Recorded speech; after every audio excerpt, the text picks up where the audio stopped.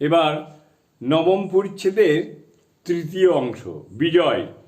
এই আদ্যাশক্তি দর্শন আর ওই ব্রহ্মজ্ঞান কি উপায় হতে পারে?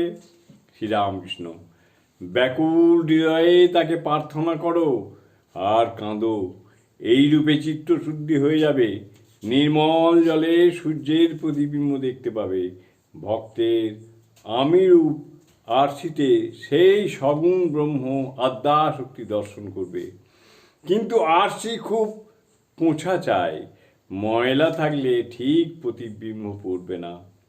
যতক্ষণ আমি জলে সূর্যকে দেখতে হয়, সূর্যকে দেখবার আর কোনো রূপ উপায় হয় না। আর যতক্ষণ প্রতিবিম্ব সূর্য বই সত্য সূর্যকে দেখবার উপায় নাই, ততক্ষণ প্রতিবিম্ব সূর্যই 16 আনা সত্য। যতক্ষণ আমি সত্য, ততক্ষণ প্রতিবিম্ব সূর্য সত্য, 16 আনা সত্য।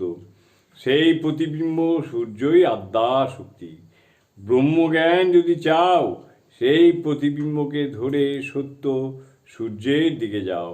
সেই সগুণ ব্রহ্ম, তিনি প্রার্থনা শোনেন, তারই বলো, তিনি সেই ব্রহ্মজ্ঞান দিবেন। কেননা যিনি সগুণ ব্রহ্ম, তিনি নির্গুণ ব্রহ্ম। যিনি শক্তি, তিনি ব্রহ্ম। পূর্ণ জ্ঞানের পর অভেদ। মা ব্রহ্মজ্ঞানও দেন, কিন্তু শুদ্ধ ভক্ত প্রায় ব্রহ্মজ্ঞান চায় না। আর এক পথ, জ্ঞান যোগ, বড় কঠিন পথ। ব্রাহ্ম সমাজে তোমরা জ্ঞানী নও, ভক্ত। যারা জ্ঞানী তাদের বিশ্বাস যে ব্রহ্ম সত্য, জগৎ মিথ্যা, স্বপ্নবৎ। আমি তুমি সব স্বপ্নবৎ। জয় ঠাকুর।